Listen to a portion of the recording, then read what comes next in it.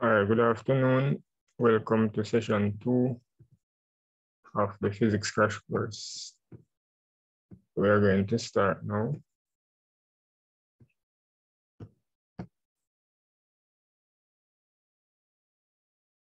All right, so same person is presenting. You have myself and Miss Rose.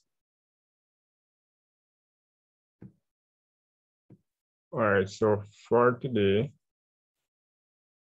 we're going to have a look at moments as promised from last week.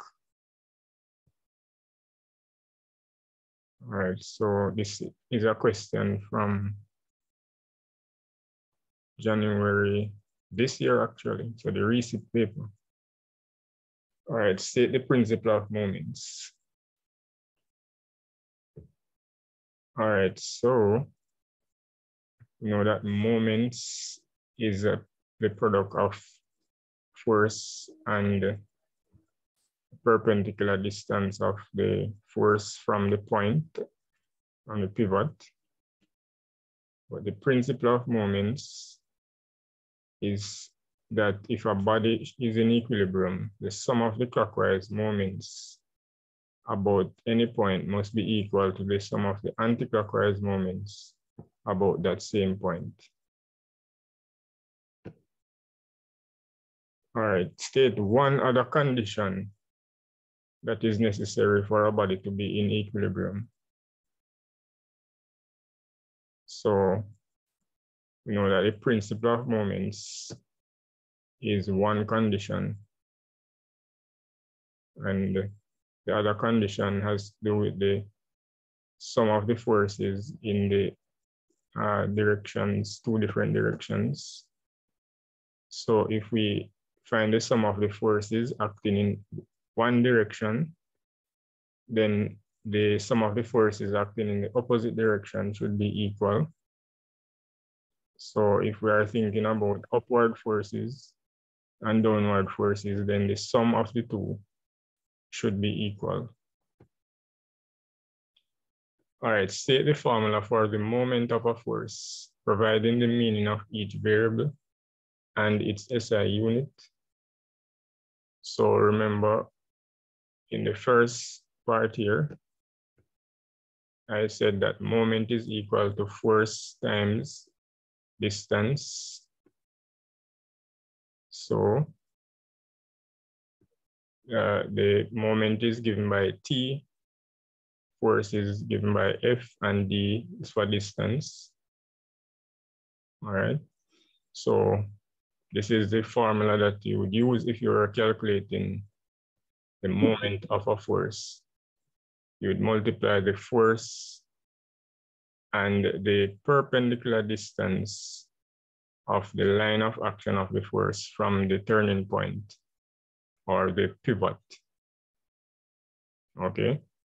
Now for the SI unit, force is measured in newtons, distance is measured in meters. So because we are multiplying the two units, then the name of the unit just becomes the two units put together. So it's Newton meters. Are there any questions? No, sir.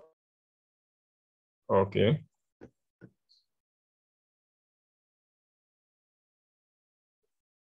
All right, so we have the second part here. All right, figure 3 shows a girl standing on a uniform plank AB of length 3 meters and weight 270 newtons. The plank rests on two scales that are located at P and Q, a distance of 2 meters apart. The scales are equidistant from the ends of the plank as shown in the figure 3. In figure 3, the scale at P reads 354 newtons and the scale at Q reads 417 newtons. On figure 3, draw and label all the forces that are acting on the plank. So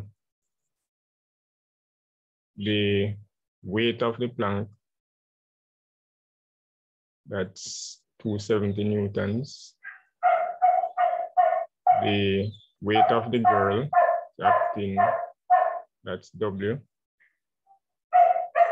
And we know that once you have a force or forces acting down, then you should have a reaction to these forces because they are going to balance the object. All right.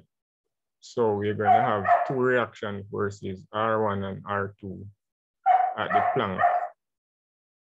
All right. So we'd have these four forces here.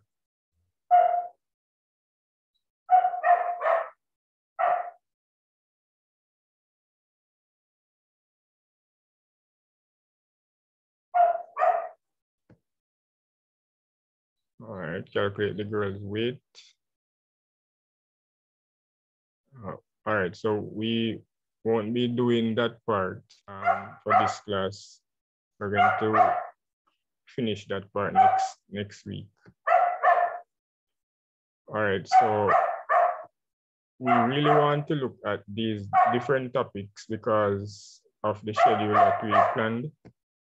So we are going to look at types of waves, speed of sound, reflection, refraction, critical angle, and total internal reflection. And of course, we'll be looking at past paper questions that are related to these topics.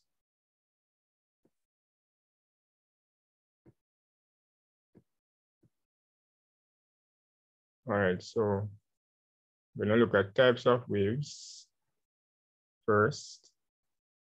Ms. Rose, you want to do this part? And then I go through the questions. Okay. Good evening, everyone. So the first topic that we will be looking at this evening is types of waves. Of course, before we even look at types of waves, we need to know how to differentiate between a pulse and a wave. A pulse is a single disturbance that allows energy to be transferred from a point to another, whereas a wave is a periodic disturbance, or it's a series of disturbances, or you could say that it's a series of pulses as well. Now, there are three ways in which we can classify waves. You can classify waves as either electromagnetic or mechanical. Electromagnetic waves and mechanical waves, the main difference between those two is that a mechanical wave requires a material medium to be, whereas electromagnetic waves are combinations of electrical and magnetic fields, and they can travel through a vacuum. We also have the characterization of transverse versus longitudinal waves, where transverse wave is one in which the direction of the wave propagation is perpendicular to the direction of the travel of the wave. And for longitudinal waves, the direction of energy transfer is parallel, or it's in the same direction of the disturbance of the wave. Now, here we have some, or a summary of what electromagnetic waves are. As we said earlier, they are oscillating electric and magnetic fields, and they can pass through a vacuum, whereas mechanical waves are not able to pass through a vacuum because the whole premise on which they can be transmitted is because of disturbances in the particles of a medium. So because in a vacuum there are no particles, then you cannot have any disturbances to create magnetic mechanical waves. Now the main characterization of transverse waves is that they are recognizable by crests or peaks and troughs. Longitudinal waves, there are areas of high pressure which we call compressions, and then you have areas of lower pressure, which we call rarefactions. And we also have progressive waves. Those are another way that you can characterize types of waves. Right. Now, in looking at the diagram presented to you, there is a spring or a slinky spring that is being used to create waves. Notice that the direction of motion in diagram A is from left to right. So the person's hand is moving from left to right, and the waves that are being created are also moving from left to right. So this is an example of a longitudinal wave.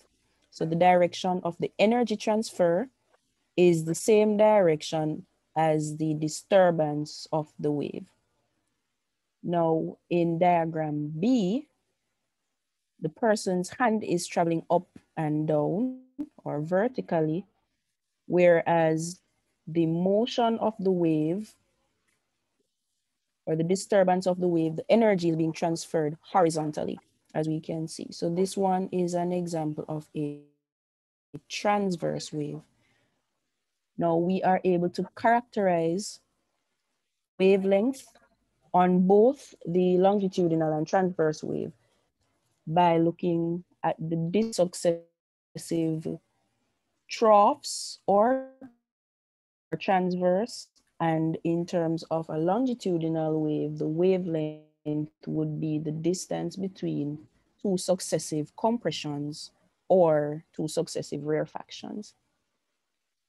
All right.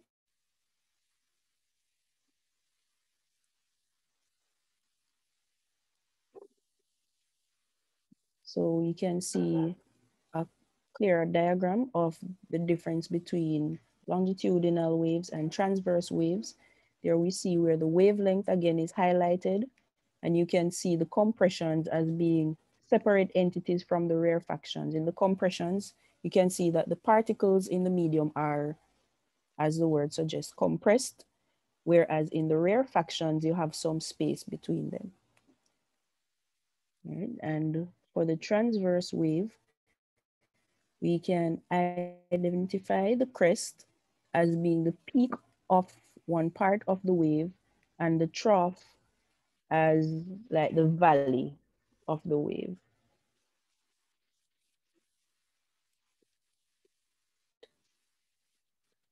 All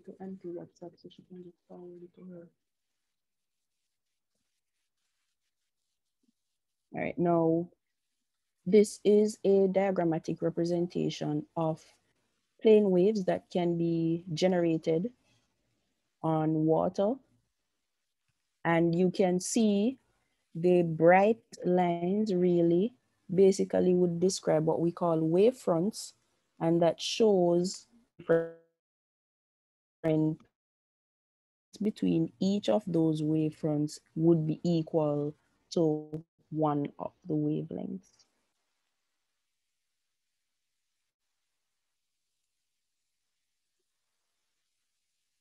And we also can generate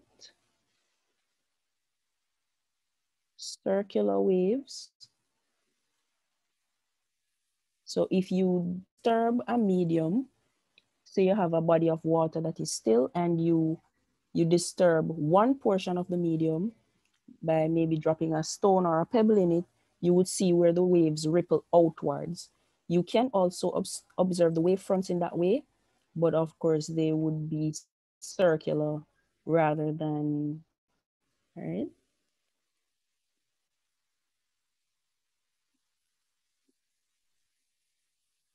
All right, so Okay, so we're at we're going to look at the question that pertains to waves. This is from the May-June 2017. This is question 2. And the first part says, distinguish between transverse and longitudinal waves. As you can see, this is coming straight from the syllabus. All right, so in a transverse wave, we know that the disturbance of the particles would be perpendicular to the direction of travel of the wave, whereas in the longitudinal wave, the direction of the disturbance is parallel to the direction of the wave. All right, so you can state this in more than one way. This is just one way of stating the difference. Second part says, state one example of each of transverse and longitudinal waves. And for transverse waves, we could list any electromagnetic waves. And we have such waves as light. We have ultraviolet waves, infrared. All right, any electromagnetic wave, because all of them are transverse. All right, or we could say waves on a spring, although the waves on a spring could be longitudinal as well. So it's probably safer to say water waves. So any electromagnetic waves, waves on a spring, if you vibrate the spring up and down, and water waves. For longitudinal waves, you could list sound waves as well as seismic waves or earthquake waves, some of which are longitudinal. But most waves are actually transverse. So you have limited number of examples for longitudinal waves. All right, next part of the question says, in the wave equation, velocity v, frequency f, and wavelength lambda are related. Write the equation. So which equation relates all three of these? We know that velocity is equal to frequency times wavelength. So the equation is v is equal to f times lambda.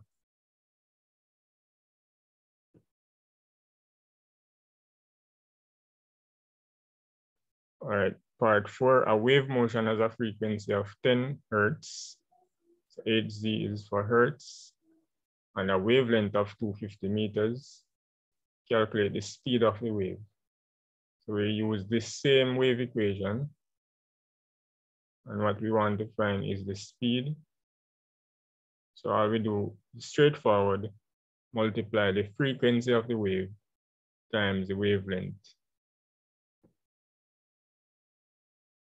So we're going to have 10 hertz multiplied by 250 meters, and that gives us 2,500 meters per second.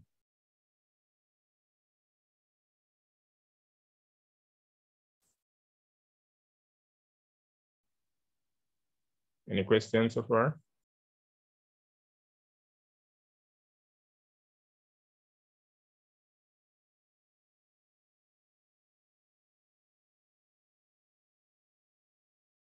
No sé. All right, so this is just telling or reminding you that 1 hertz is 1 second to the minus 1. All right, so the unit that we call hertz is a number per second. All right, so it's 1 second to the minus 1.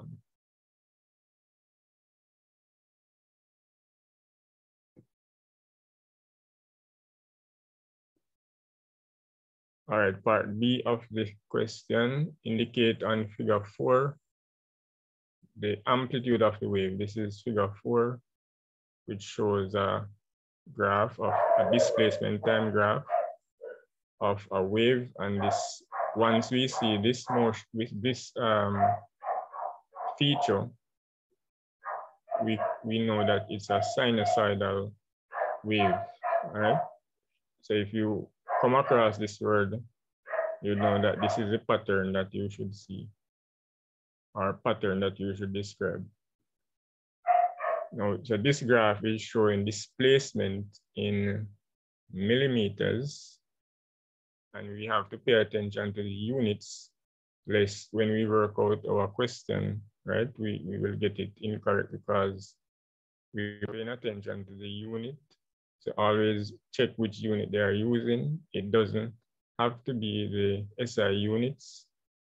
And this is how a lot of times we get the questions wrong, because we think that the unit would be SI.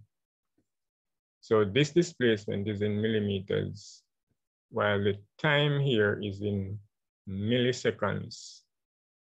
All right, this is not meters per second now, because this is at time, not speed. So this is milliseconds. You have to be careful there. So we put in the amplitude, indicating amplitude. Now the amplitude is the maximum displacement from the rest position. And the rest position would be here, horizontal, along the horizontal axis here, the 0 going across. And you know that vertically we have the displacement. So the amplitude must be the distance between 0 and the peak of the wave. All right, so that is the amplitude. You can just put in an A there.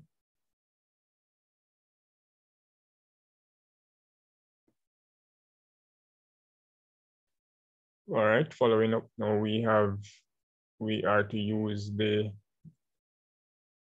graph to determine first the amplitude. So we identify the amplitude, but this time now we are to find the value. And between 0 and 0.5 millimeters, we know that 0.5 millimeters, but we have to convert it to meters. So we divide by 1,000. So we get 0.0005 meter. All right. So the answer is found by dividing the 0.5, which is from the graph, by 1,000,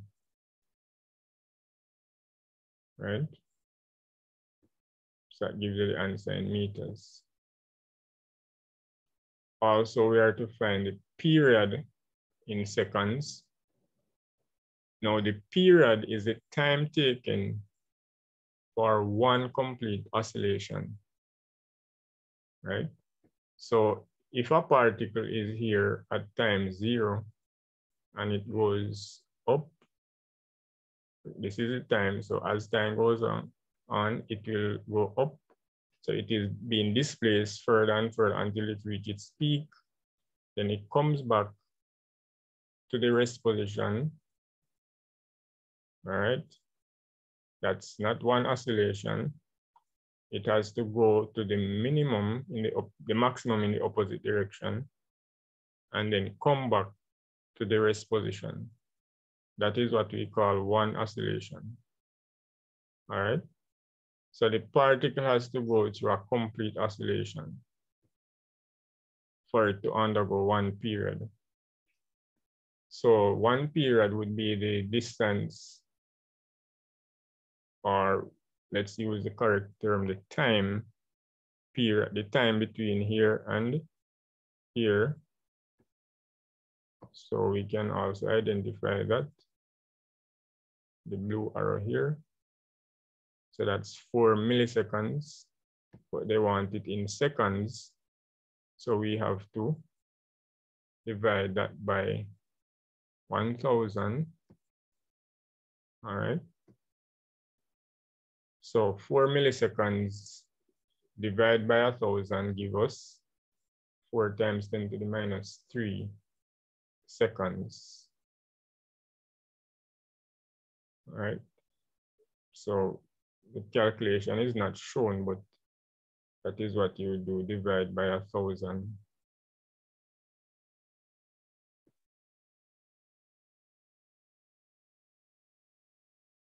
All right. We are also to determine the wave's frequency, part 4 of the question, frequency in hertz. Now we can just divide it, divide 1 by the period to get the frequency. So we divide 1 by 4 times 10 to the minus 3 seconds. Have to work in seconds here. And that gives us 250 hertz. So the frequency is a reciprocal of the period. And we can just say both of them are reciprocals of each other. So if you want to find the frequency, you divide 1 by the period. If you were asked to find the period and you know the frequency, you divide 1 by the frequency. So frequency and period are reciprocals of each other.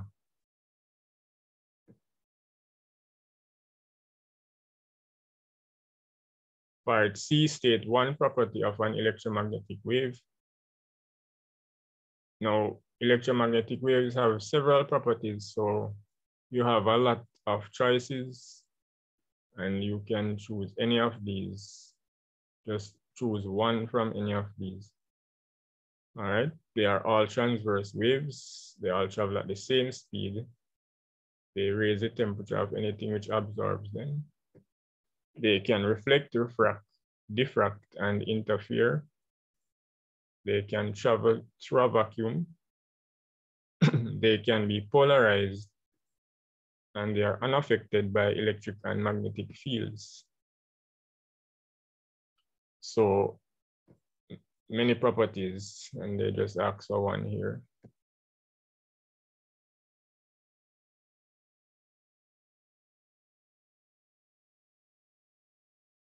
All right, speed of sound, that's the next topic. Miss Rose. All right. So in looking at the speed of sound, not only do we need to just know what the speed of sound is, but we have to know what the characteristics are of sound waves. As was stated earlier, probably the most common example of a longitudinal wave that you can think of is sound. So of course, we have for our first pointer there that sound is a longitudinal wave.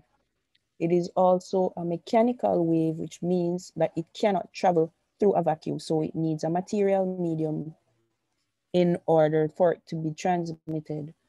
Now, of course, you can think of the bell jar experiment that you can do if you're asked, of course, to state an experiment that you can conduct to prove that sound requires a medium in which to travel.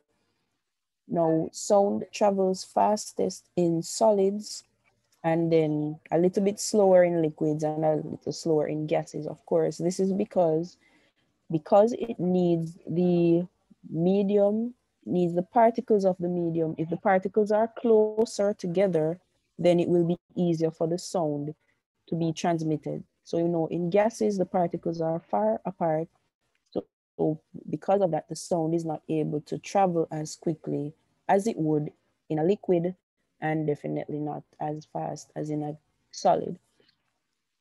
Now, you are also asked to cite evidence that sound waves can reflect, refract, diffract, and interfere. Now, everybody is familiar with the concept of echoes, or what an echo is, and that's simply a reflection of sound, or the bouncing back of a sound when it hits a boundary.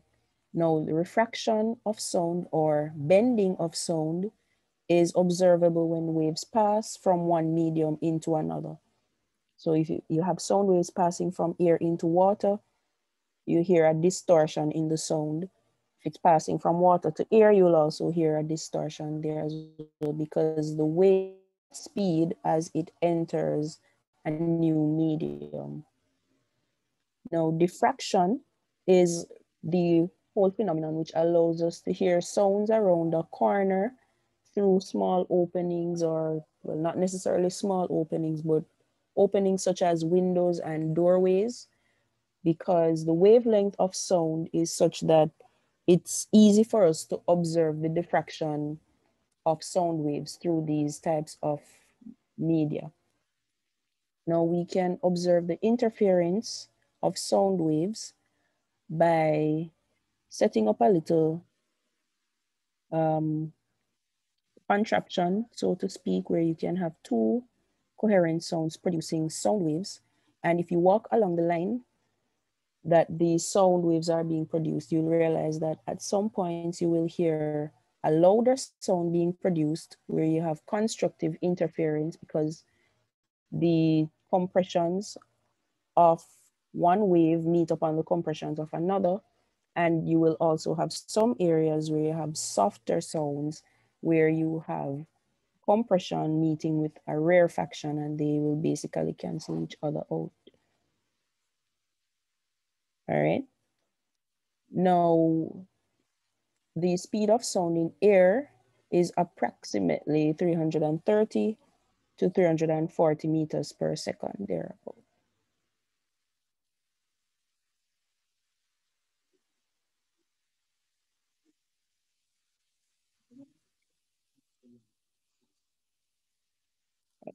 You should also be able to describe some uses of ultrasound. Now, before we know how to define ultrasound, we need to remember that the range of frequencies that humans hear is from 20 hertz to 20,000 hertz or 20 kilohertz. So anything that is at a frequency above 20,000 hertz or 20 kilohertz is what we call ultrasound. Now, ultrasound has a variety of uses in industry and in medicine. We use it for echolocation, and some persons will be familiar with sonar, and for depth location. So for some ships, they use it to detect where schools of fish may be located or different rocks or other materials in the sea so that they can prevent themselves from, meeting in any water. Also, it's used for medical imaging.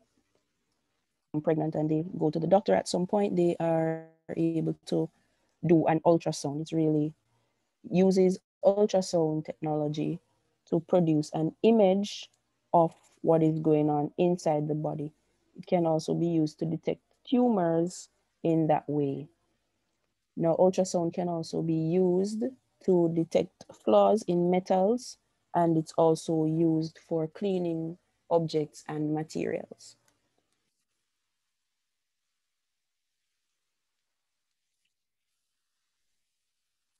All right, so we look at a question now that pertains to the previous topic.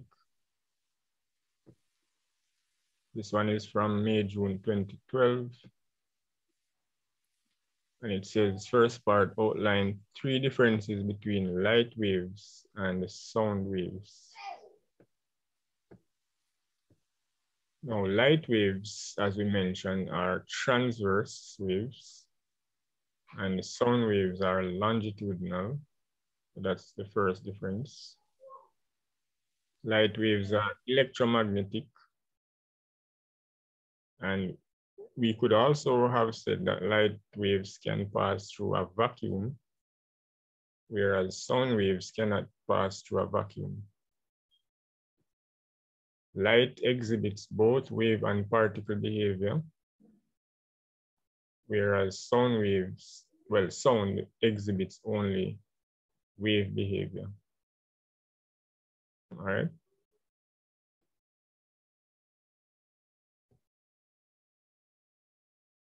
Part B, and this question has to do with the speed of sound. It says Carl and his friend Tommy were doing a school-based assessment on estimating the speed of sound in air using an echo method. Carl stands 100 meters from a wall and he claps 2 wooden blocks to produce a series of echoes. And Tommy, who was standing beside him, starts his stopwatch.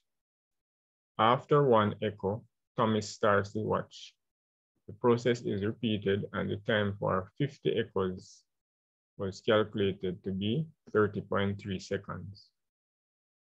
All right, so we can apply, or we usually apply our knowledge of kinematics, where we know that speed is equal to distance divided by time. Now, all right, so we have to calculate the speed of the sound. So the sound that is made travel to the wall and back. So because Tommy is hearing the echo, then the time that he records would be the time for the sound to travel 2 times this distance. All right. So we have to use 2 times this distance, and then 50 echoes in 30.3 seconds. All right. This would mean that we have to find the time for 1 echo by dividing 30.3 by 50. So to calculate the speed, we're going to divide the distance times the number of claps over the time. Essentially, it's the same thing as finding the time for 1 clap, and then use that time to find the speed over 200 meters. All right.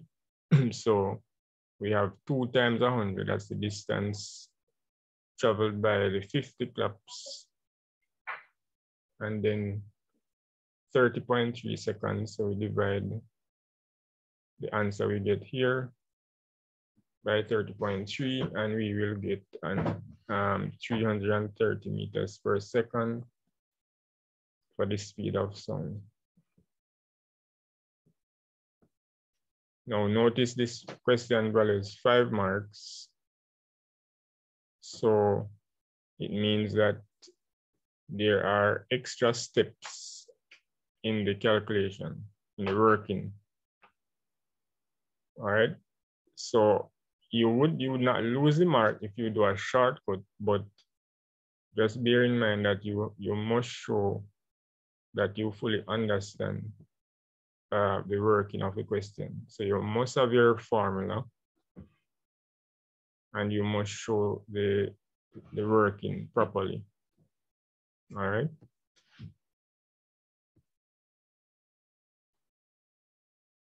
All right, this question has to do with wavelength. A popular radio station broadcasts with a frequency of 100 times 10 to the 6 hertz. So this is 100 megahertz. 10 to the 6 is 1 million, so that's mega. Calculate in centimeters the wavelength of the sound waves generated. So speed of radio waves, and radio waves travel at the speed of light. So that's 3 times 10 to the 8 meters per second.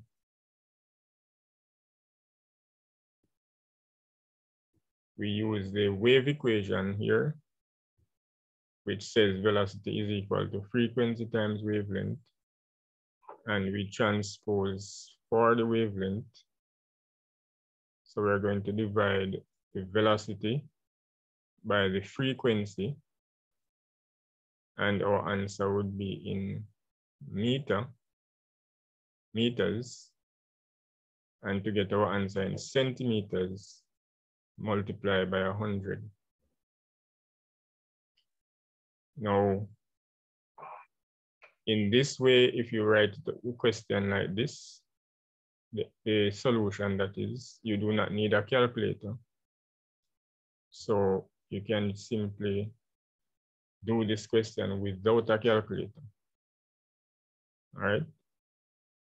3 divided by 100, that's 0.03.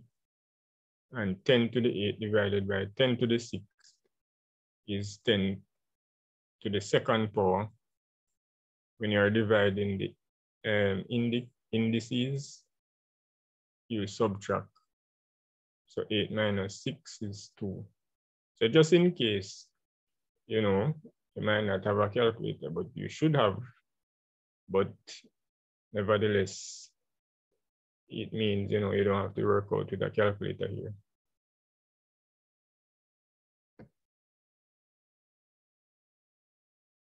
All right, reflection. Miss Rose. All right, so reflection is one of the four wave phenomena, and it is that one that in which waves basically hit an obstacle and they bounce back, right? Now, there are two laws of reflection. First is that the angle of reflection is equal to the angle of incidence. And the second is that the incident wave, the reflected wave, and the normal at the point of incidence all lie in the same plane. Now, mirrors are apparatuses which basically are famous for forming images. Now, plane mirrors have special characteristics that will speak to the images. These are that the image formed in the plane mirror are laterally inverted, which means sideways inverted, not upside down, but what is on the left would be on the right and what's on the right would be on the left. The object size is equal to the image size, and the distance that the object is from the mirror is the same distance that the image will be from the mirror as well.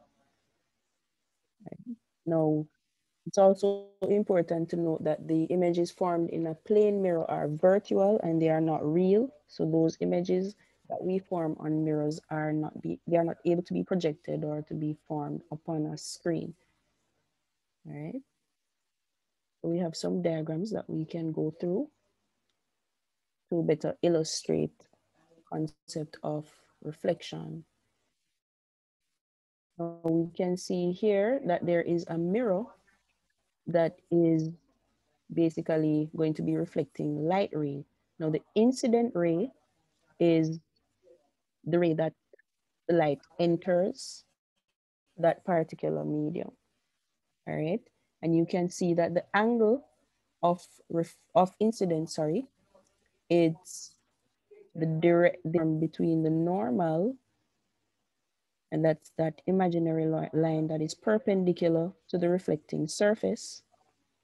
So the angle between the normal and the incident ray is the angle of incidence. Now, once the light hits the mirror, it is going to be reflected. So there is the formation of a reflected ray. Now, based on the laws of reflection, the first law says that the angle of incidence is equal to the angle of reflection. So the same angle that the light obstacle, it should the same at the same angle as well. All right, and that's of course you have surface and you have regular reflection taking place. Now, if you have rough surfaces and you have beams of light that enter a particular medium, then the laws of reflection will all be obeyed, but at different points. So if the surface is not smooth, then you're not gonna end up with um, a smooth substance.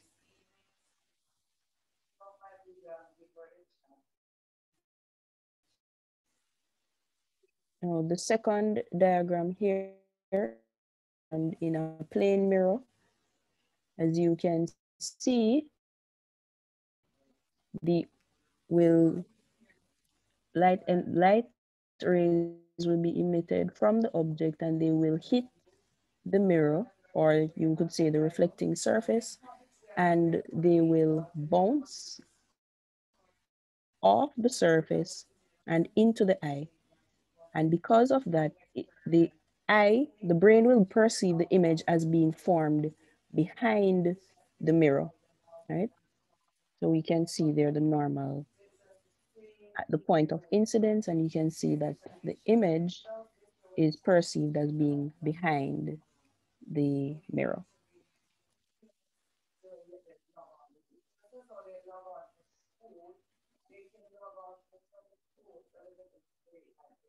Right, so we're at the question again.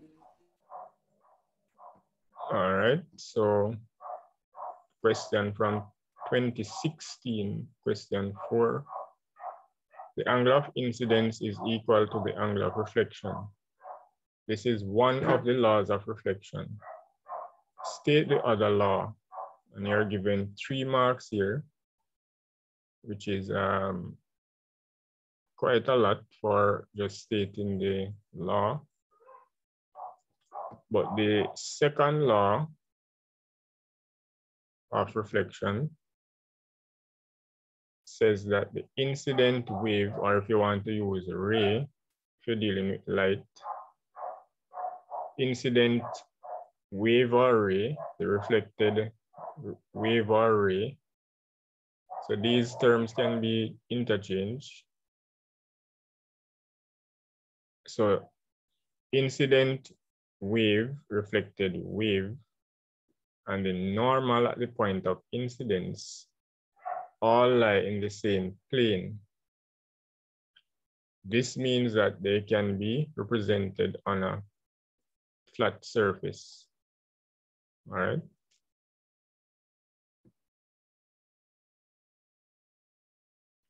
Second part of the question is, state 3 properties of the image in a plane mirror. And you notice these questions are also directly from the syllabus. All right, so this is why persons need to pay attention to the syllabus. All right, because sometimes the questions are coming straight from it. All right, properties are mentioned just before, mentioned that the images are virtual, they are not real. All right, they are upright, so they are the same orientation as the object. They are the same size as the object. They are laterally inverted, and they are the same distance from the mirror as the object is in front of the mirror. All right, so that's our plane mirror, meaning that's a regular flat mirror. All right, they won't ask you for any other type of mirror.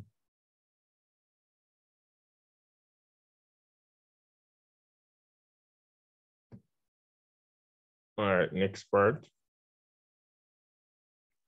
Figure 3 shows a car located 5 meters behind a truck, which is 8 meters long. Assume the external mirror for the truck is a plane mirror and is in line with the front of the truck. So this is figure 3. We have the truck here, car behind the truck, 5 meters, truck is 8 meters long. First part of the question says calculate the image distance of the car. This is a repeat, but this should be calculate the image distance of the car as seen by the truck driver. So if this is a plane mirror here, how far will the driver apparently see the car?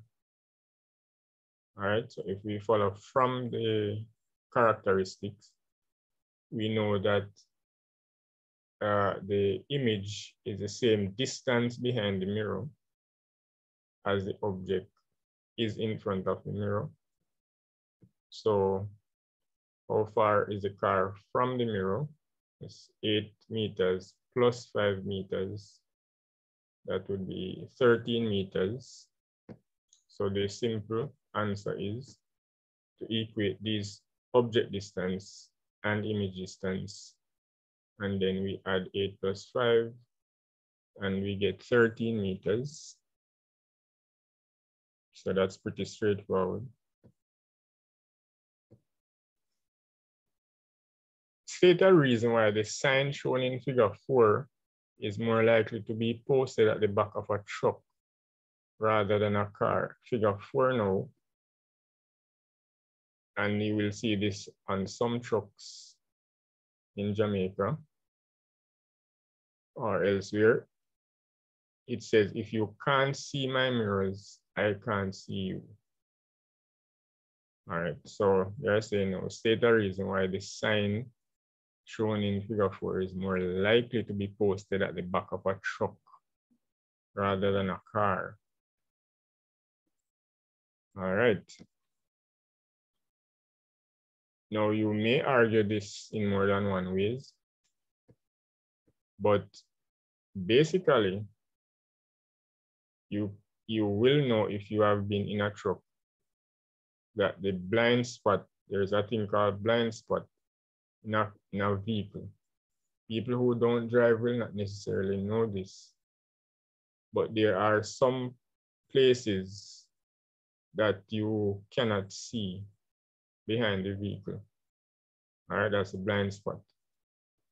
So because of how the truck is built, for example, the front part of the truck is normally a little bit narrower than the back part. All right. So this now will prevent the driver from seeing anything that is completely behind the back part of the truck. So the blind spot of the truck would be greater or larger than the blind spot of a car. All right. So when a person in a car is driving behind a truck that is, set like this or built like this, they have to make sure that they are a little bit off and not directly behind the truck. So, when you start to drive and so on, you should not really position yourself directly behind the truck because the driver has no way of seeing you because the mirror is only going to reflect to him what is here, right, up to here. Anything behind here, the mirror will not pick up. All right.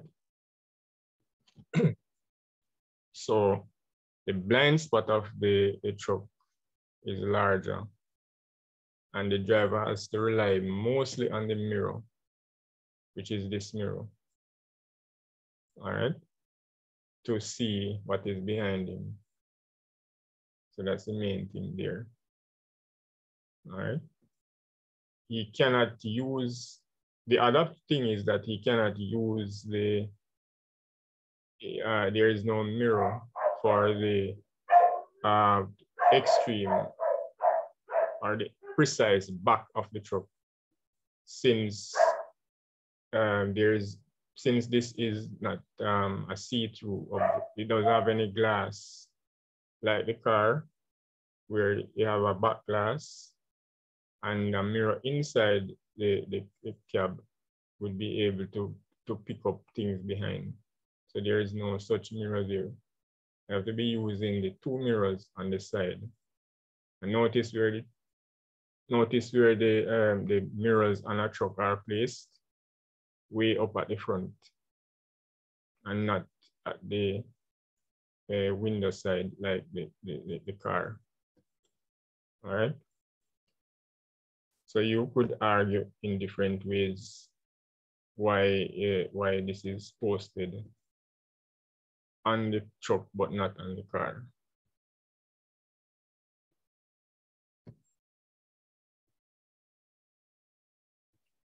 All right, so refraction now. Ms. Rose. All right, so refraction is one of the other wave phenomena, and the direction or the bending of light or any wave as it passes from one medium into another. I think CXC is focusing mainly on refraction of light. So basically, when we have light going from one medium to another, because light waves travel at different speeds in different media, once you have a change in the medium, then there is going to be a change in the speed of the wave, and that is going to result in basically part of the wave is going to speed up before the next part, and that causes there to be either speed up or slow down. And because of that, there is a change in the direction. Now, it's key to note that whenever you have light entering from a less dense medium into a more dense optical medium, then the light rays will slow down and they bend towards the normal. So a key example is from light traveling from air to water. You could also argue from air to glass, right? Now, if the light rays are traveling from a more optically dense medium to a less optically dense medium, then you will have the light rays bending away from the normal. So if you have, for instance, the light traveling from water to air or from glass to air, then the opposite will happen and it will bend away from the normal because it speeds up. Now, when we have refraction of light through a rectangular glass block, there is lateral displacement. All right. So because of that, you will be able, the object will seem like it has moved from one area to another. All right. And it may, in some cases, appear to be broken as well.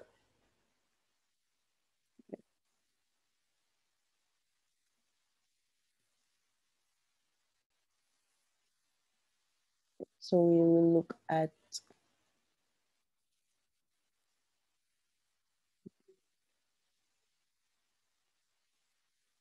so we just talked about refraction of light rays. Now, we are also, you need to know how to draw and label diagrams to show refraction through transparent triangular and rectangular prisms. Now we just light through a glass block, which can be considered as a rectangular prism. Now, a triangular glass prism is one apparatus that was used by Sir Isaac Newton to prove that white light is made up of a number of colors. So a triangle splits up white light into the constituent colors,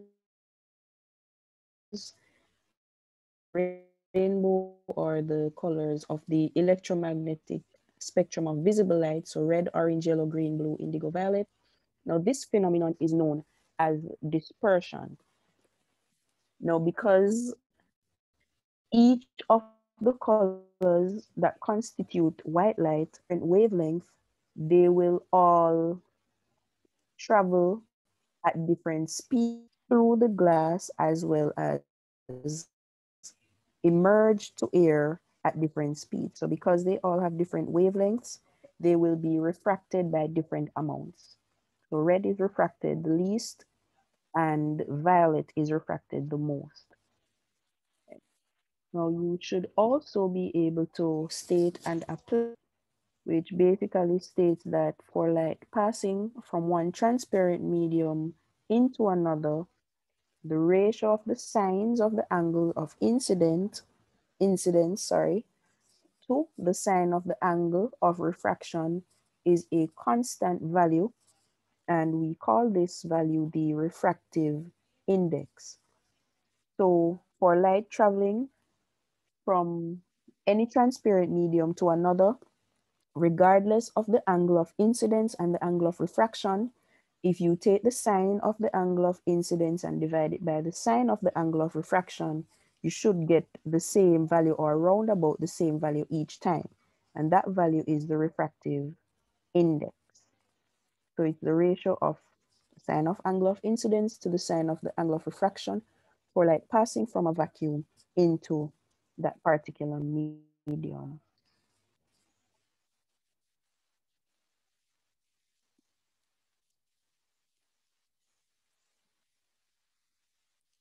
So we look at some ways in which we can identify that refraction has taken place. You probably will see this a lot in the Caribbean because it's so hot in most countries, where you notice that the when we have hot day, usually if you appear as if the road is, and that happens because of refraction of light waves due to you having differences in temperature, and because of that it affects the optical depth that is surrounding it. So that's one example of refraction. You can also observe objects in water, and in many cases they will appear to be than they are in real life. All right, so you can see here the young man is looking at the fish in the water, and the fish looks like it's closer to the surface because of the refraction of the light from the water to the air. Right, so you have the real depth being much greater than the apparent depth. And you can also observe this if you look, right, in a glass of water. You notice that at one point, right at the boundary between the air and the water, it appears that the pencil is bent, right? And this is because, as we had said, the light is traveling at different speeds in the air as well as in the water. So there is a refraction of light. So the image that is formed appears to be bent because it does not take into consideration the light traveling at the different speeds. It's just making one general observation.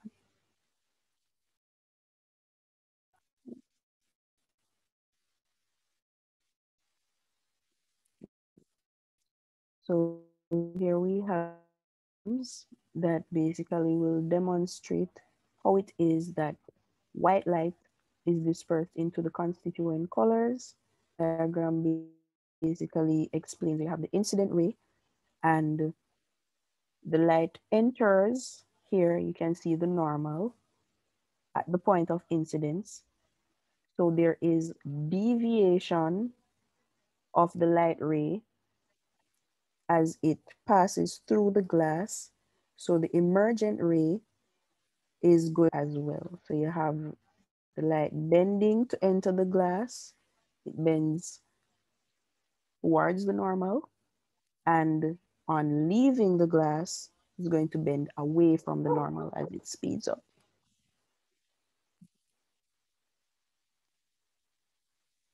You know, we had discussed the white light being, you can see here, as we said, because white light is not just one color. Once the light enters the glass, then each of the colors will be bent to a varying degree or a different degree. So because of that, we end up with the different colors being visible on the other side of the prism when you form the image on the screen.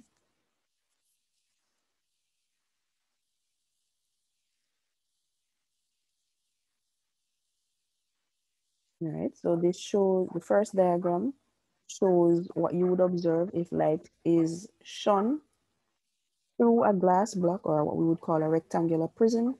Notice that the light ray bends once it enters the glass because it slows down, bends towards the normal. Remember, the normal is an imaginary line, so you will not be able to see it in the diagram.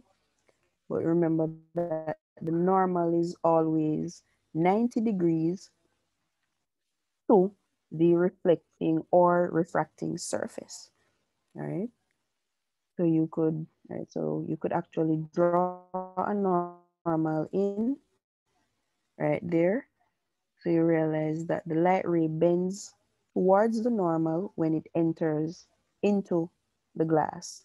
The angle of the incidence larger than the angle of refraction. Now, upon leaving the glass block, you can see the normal at that point of incidence again, because the light travels through glass, the light ray.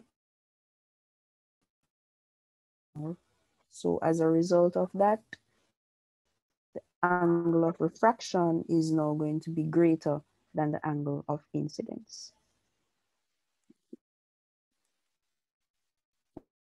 And it's pretty much the diagram.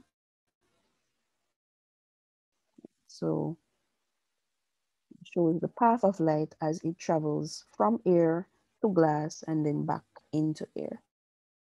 Now, the emergent ray, incident ray.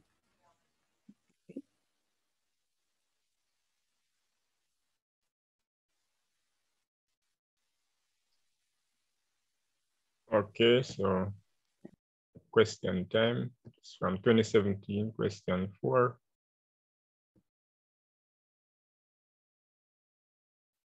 State 2 examples of observations which provide evidence that light can be refracted. Again, we see, directly from the syllabus, which says that you are to provide examples of observations which show that light can be refracted. And just a while ago, we talked about 3 such examples. So we have appearance of water on the road on a hot day, and this is an example of what we call a mirage. All right, so mirages are actually caused by refraction of light. We saw also apparent depth of a swimming pool. When you go to a pool, you normally think that it is of a certain depth until you actually go in. So the pool appears shallower than it actually is, and this is an effect of refraction. The bent appearance of a straight object, which is partially immersed in water, and we saw where the pencil appeared bent in a glass of water. So any 2 of these. All right, figure 3 shows a ray of light traveling from air to water. So let's look at figure 3. So the light is traveling from air to water there. Complete figure 3 by adding the normal at the point of incidence. So we have the normal, putting the normal there. You could use a protractor to mark off 90 degrees to this line, horizontal line. And then you draw a line to mark that 90 degrees. So that's your normal. You are to draw the refracted ray. Now, water is more optically dense than air, and therefore your refracted ray should appear bent towards the normal. So you want to get a little idea of the trajectory of the original ray. You're going along this line, along this path here. You don't want to put your line in this spot. You want to put it bending closer to the normal. So you would draw like that. That is your refracted ray.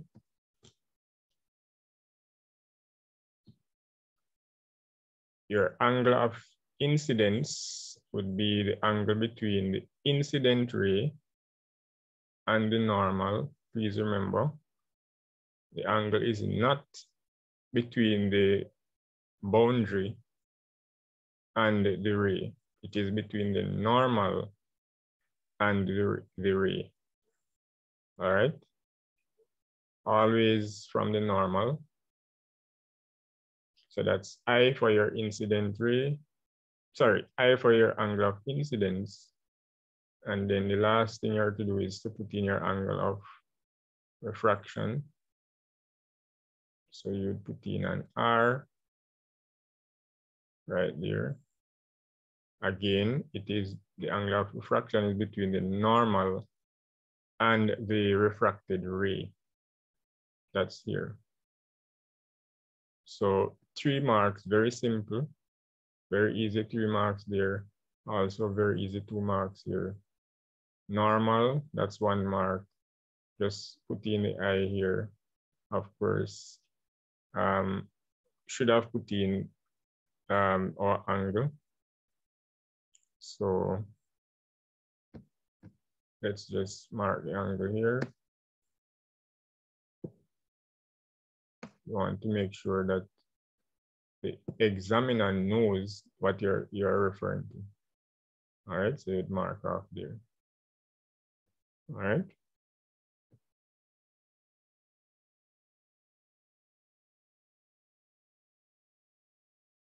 All right, so that's a very easy 5 marks there. All right, part 3, as the light ray travels from air to water, determine if the speed of the light ray will increase or decrease. Give a reason for your answer. And remember that, remembering that water is more optically dense than air, then you know that the ray will slow down in the water. So you should have a decrease in speed. And the reason is that the water is more optically dense than the air. All right.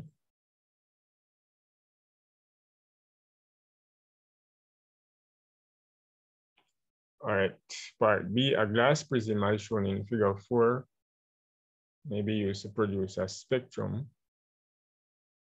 So the spectrum refers to the various colors that you see, for example, in the rainbow. And this is figure 4.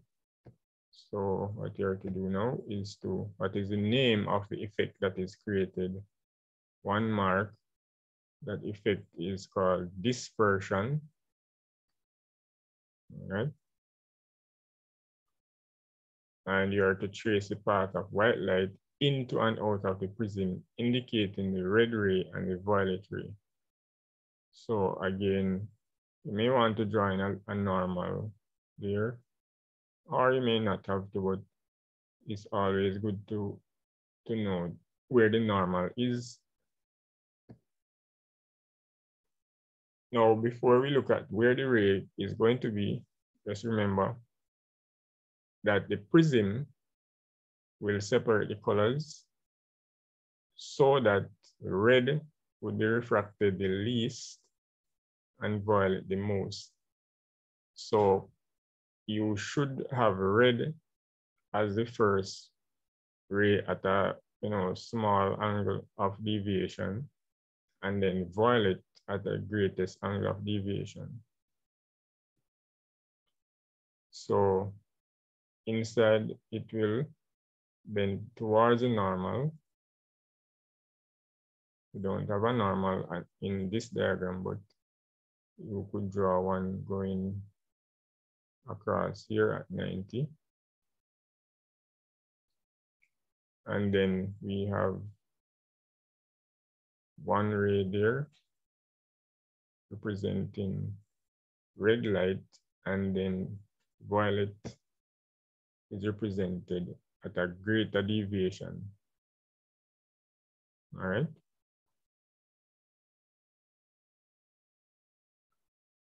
All right, an experiment was conducted to verify Snell's law of refraction by measuring the angle of incidence I and the angle of refraction R for a light ray entering a glass block.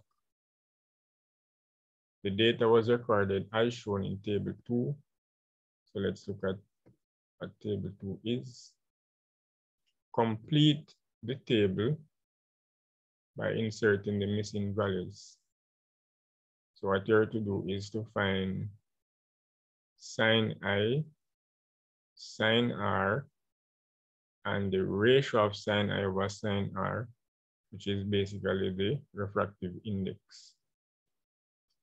Now, it is very important at this point that you know or remember that your calculator should be on degree or should be in degree mode when you are finding these angles, these sine values.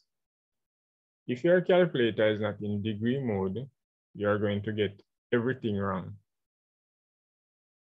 Normally the calculator is in degree mode, but sometimes your finger might change it. So I'm asking or probably telling you that you are to check before you do any trigonometry. In mathematics, it applies. Make sure when you're finding angles or when you're finding sine, cosine, tangent, your calculator must be in degree mode. And how you can check is just to look at the top. It's probably at the top right-hand corner, or maybe on the left corner of your calculator. You would see DEG. That means it's in degree mode. If it's in another mode, you won't get it right. Everything else, you can get right in other modes because it doesn't affect those calculations, but it affects angles and tangent, cosine, and sine. All right? So please bear in mind that. So we're gonna find sine of 50. And if you have your calculators, you can also check. So you also need to know how to use your calculator. And in fact, we find that sometimes persons don't have calculators until they are going to do the exam, and they don't necessarily know how to use it. So make sure you know how to use a calculator, because in some calculators, you might have to put in, you may have to press the sine key first, while in some you press the angle first. All right. If you have your calculator, you can go ahead and check these values. We have pre-calculated them, but you can check for yourself.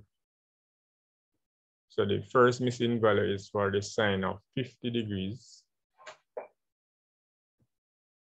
And the sine of 50 is 0.77.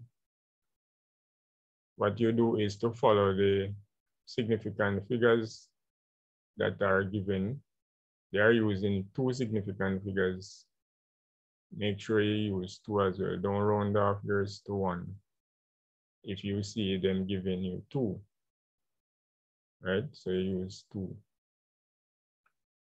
The next value you are to find is the sine of 30. Sorry, sine of 20, because it's R, sine R. So the sine of 20, and we have pre-calculated that, 0.34. Again, you follow the 2 significant figures.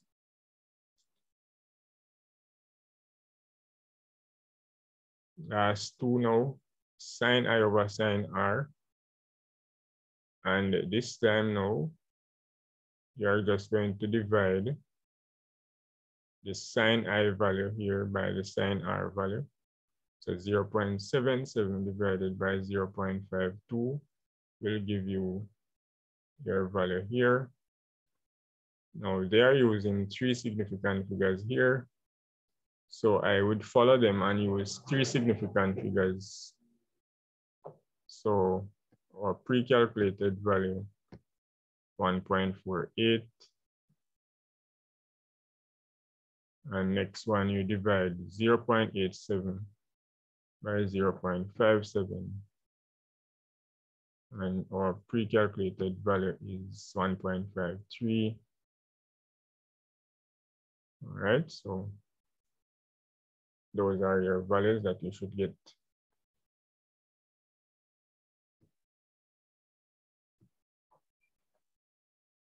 second part of this question says, determine the angle of refraction if an incident angle of 70 degrees was recorded for this experiment. Use the refractive index of glass as 1.52. All right, so we know from Snell's law that sine I divided by sine R, which is just like this, will give you the refractive index. All right, so they are saying 1.52, which is most likely the average, or maybe somewhere close to the average of these. So we write our formula. N, which represents the refractive index, is equal to sine I divided by sine R. All right.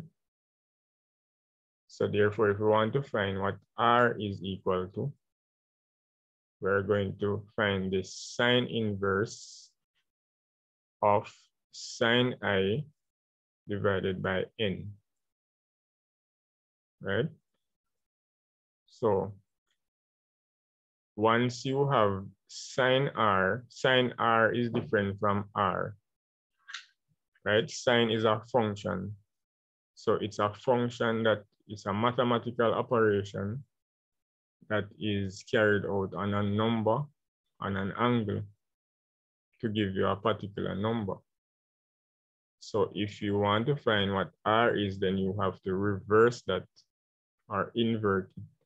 We call that sine inverse, and make sure you know how to use that on your calculator again. Sine inverse would be the second function for the sine key on your calculator. So what you do is to find, first you find sine I divided by N. So I is 70 and N is 1.52. So you find sine of 70, divide that by 1.52. The answer you get, you're going to sine inverse it,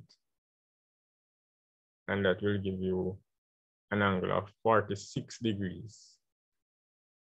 All right. So if the angle of incidence was 70 degrees, the angle of refraction would have been 46 degrees. All right. So remember, sine R or any sine anything is not the same as the angle. All right. So if you want to find the angle from the sine, then you have to sine inverse. All right.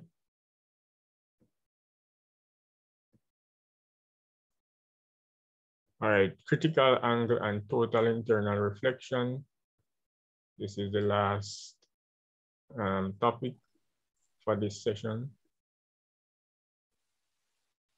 All right. So we'll look at the theory first, Ms. Rose.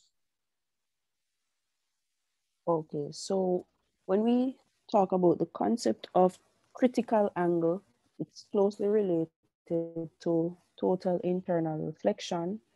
And both of these are actually based on the concept of refraction. However, these phenomena basically have to do with when light is traveling from a more optical to a less optically dense medium. So it's going to speed up, all right? Now the critical angle is the angle of incidence from the particular denser medium in which the angle of refraction is equal to 90 degrees, meaning that the ray is across the or the boundary of the two media, between the two media. So the critical angle in some incidence, but it's a special angle of incidence that results in the angle of refraction becoming 90 degrees. And that's when light is traveling from a more optically dense medium to a less optically dense medium. So for instance, if it's to air, then you can have, or you can perform an experiment to actually find the critical angle. Now, the critical angle cannot be found if light is traveling from a less to a more optically dense medium, because if you think about it, once the light ray is slowing down, then the angle of refraction is going to be decreasing. So it's not going to get to 90 degrees. It's going to be actually becoming closer to zero. So it has to be speeding up, which means that it has to be traveling from a more optically dense medium to a less optically dense medium. Now, once the angle of incidence is increased beyond the critical angle, then the angle of refraction, remember it was 90 degrees at the critical angle. So if you increase the angle of incidence more, then the light ray is going to bend even more, which means that it's going to move from being on the surface or grazing between on the boundary between the two media, and it's going to be reflected into the same medium from which it was coming from. And that's what we call total internal reflection, right?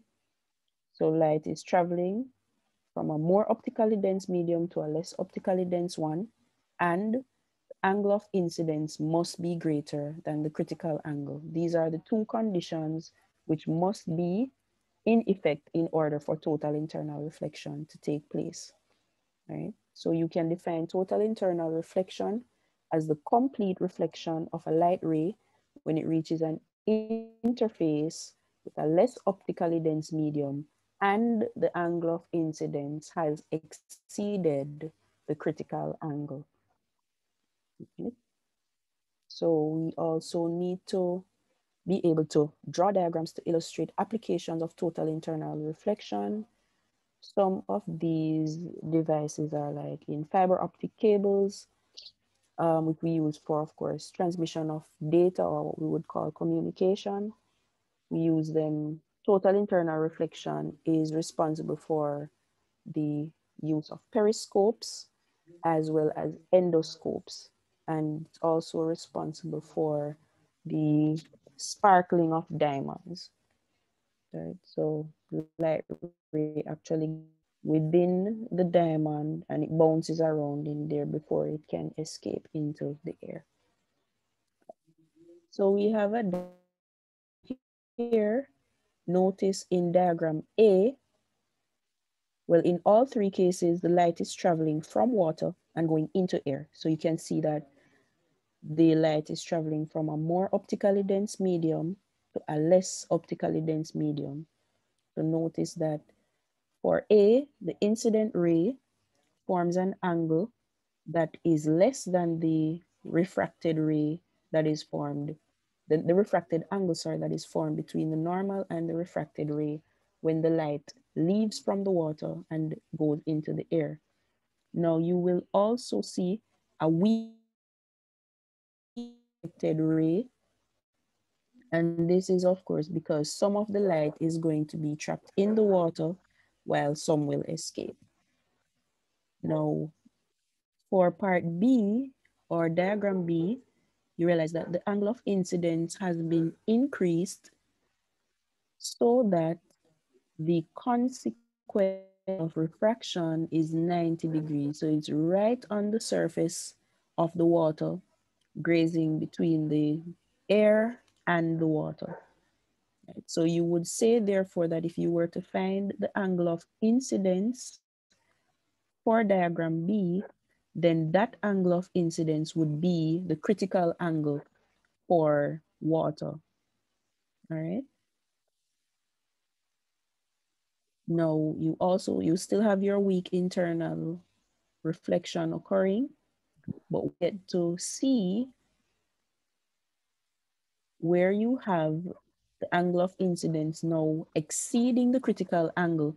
Notice that none of the light is going to be refracted into the air, but all of it will be reflected back into the water, right? So we're at C, that's where you have total internal reflection taking place.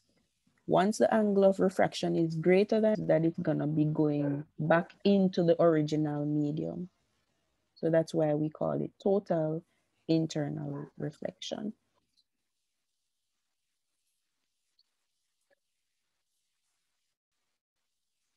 So some applications of total internal reflection, we have a periscope here.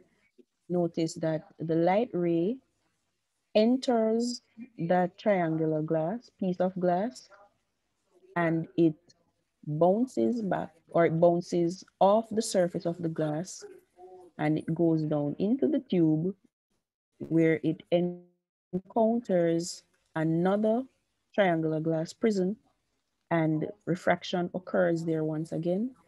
And total internal reflection would have taken place basically between the first two, well, between the two glass prisms. So the light is actually trapped in that medium until it reaches the point where it now has the ability to be reflected out into the air. And that's where the image will be able to be formed on the eye, or the light actually hits the eye. Right, so the second one here, this is how light travels through fiber optic cables. And of course, I mentioned earlier that we use this for communication, you know, internet and all of that. So the light gets trapped inside of the tube. So you see that yellow line representing the light ray. It enters at such an angle that when it hits one portion of the cable, this angle basically would have exceeded the critical angle.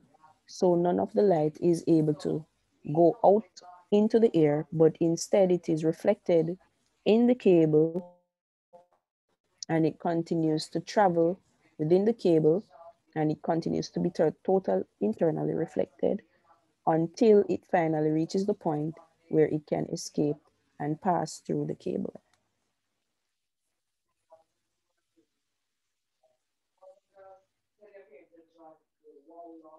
All right, so we are on to our final question for the evening. And this one is on total internal, well, critical angle mostly, and total internal reflection. All right. Question 1 from 2018. This is a recent paper. A student conducted an experiment on light traveling from glass to air. Figure 1 is a diagram showing light traveling from glass to air. The results of the experiment are recorded in table 1.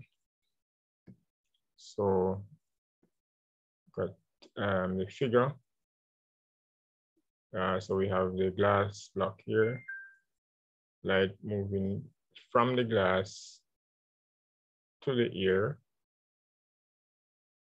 And so this angle is the angle of incidence this time, while this one is the angle of refraction. The table shows the angle of refraction, angle of incidence, and the columns for sin R and sin I are incomplete. So you'd have to find these. All right, so again, calculator must be on degree mode or in degree mode. And you're going to sign all of these. So you're going to find the sign of 10, 30, 50, 70, and 90 and put them in this column. Then you're going to find the sign of 6.5, 19.0, 13.0, 38.0, and 41.0 and put them in this column. All right, so we have pre-calculated again. All right, so we have already said that you have to complete the table. So these are the answers. You can go ahead and check also, just to make sure that you understand how to use the calculator and you're getting the correct values. These are the values. Sin R and then sin I.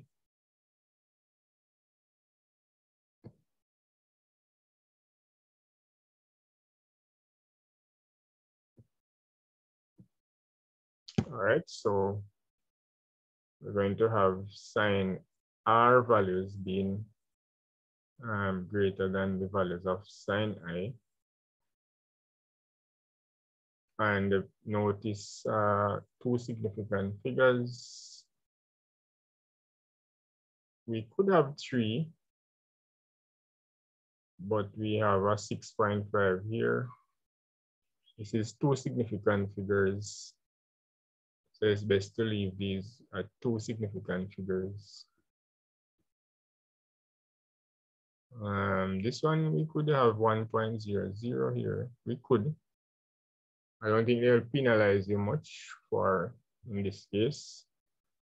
But just to remind you that you have to pay attention to significant figures in your answers. Maybe for the table, you will get a bly.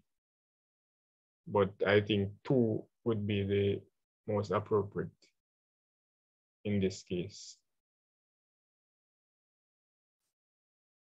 All right, so you should be checking your values, but we are going to go to the next part of the question. Now, remember question 1 on any physics paper, paper 2, question 1 is a data analysis. So normally you're given a table, you are to complete the table, incomplete table that is, and you're to complete the incomplete sections and plot a graph. That's always going to be the case. So of course, you know, the next question coming up is a graph question. Using the calculated values in table 1, plot a graph of sin R against sin I. So notice now, sin R against sin I, meaning sin R must go on the y-axis, vertical. Sin I must go on the horizontal axis.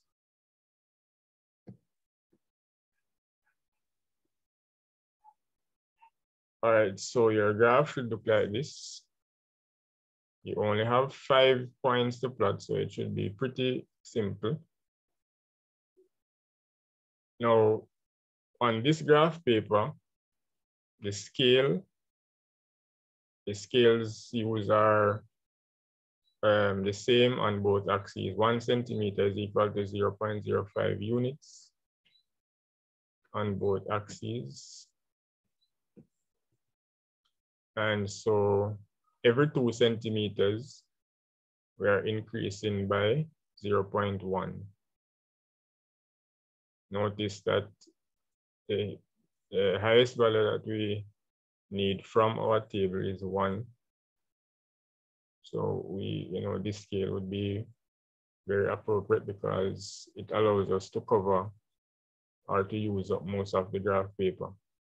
If you use any scale different from this, you might use up a very small part of the graph paper. And you must maximize the use of the graph paper. So we have sin R values here, sin I values here, your line of best fit, following the trend of the points. And you have maybe this point here, not really on the line, a little bit off the line. And then this one, a little bit off, but on the other side. So we know that this line is accurate for a best fit line. All right, because you have 1 over this side and 1 over this side, basically the same distance apart. from the line, and then the line passes through the other points well enough. All right, your points are small and neat, not too big. Now you always will be asked to find the gradient, so you mark off 2 places on the line, here and here. So one closer to the top, one closer to the bottom. Then you want to state your coordinates. So we have x2 here is 0.56, and y2, which is here, 0.85. So this point is 0.56, 0.85 in terms of its coordinates. And then the lower point is x1 here is 0.15, and y1 is 0.23. These we are going to use to find the gradient. All right, so remember x2 and y2 should correspond with each other, and x1 and y1 should correspond with each other. So if you want to call this 1 and you want to call this 2, doesn't matter. But make sure the x2 and the y2 correspond, and the x1 and the y1 correspond. All right, so the gradient, we are using the same values there that we read off, putting in our equation y2 minus y1 divided by x2 minus x1. And we get an answer of 1.5. This is the final answer because there are no units. The sine of an angle has no unit. It is just a pure number. All right, so no units needed here. And you have your 2 significant figures.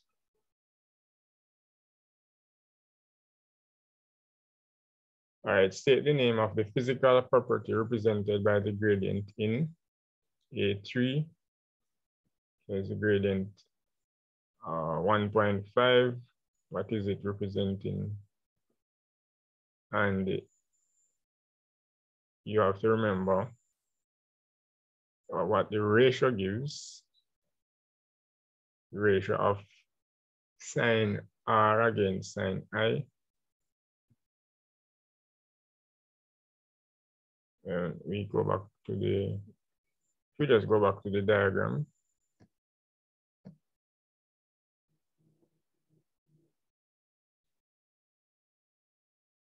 We have that this is I and this is R. We plot R against I, sine R against sine I. So if the light was traveling in the opposite direction, then we'd have this being I and this being R, and therefore the gradient would represent the refractive index of the glass. All right.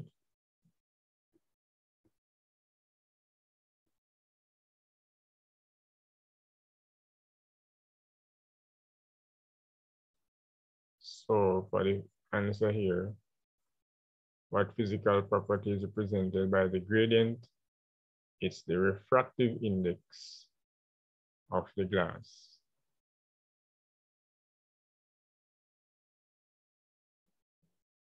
Okay.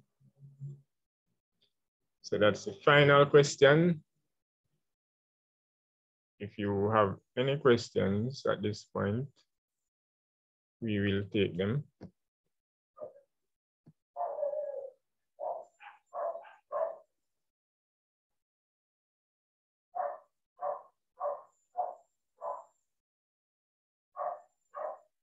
Everybody okay?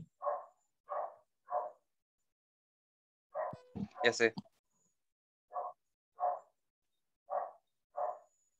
Yes, sir. All right, let's see in the chat here.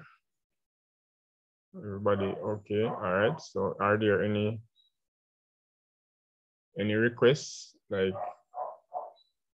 anything additional from this session that you want to see next week?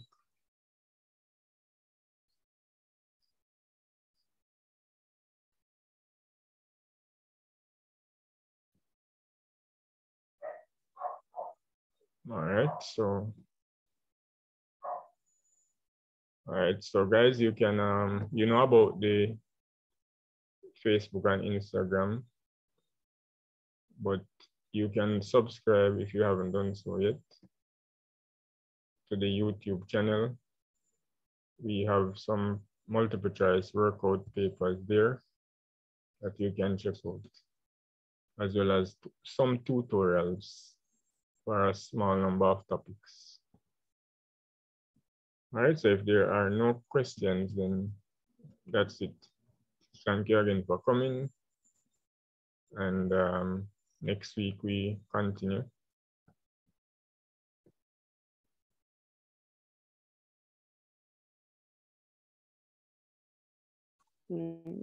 Have a good evening and a good week, everyone. Thank you for coming. Same to you.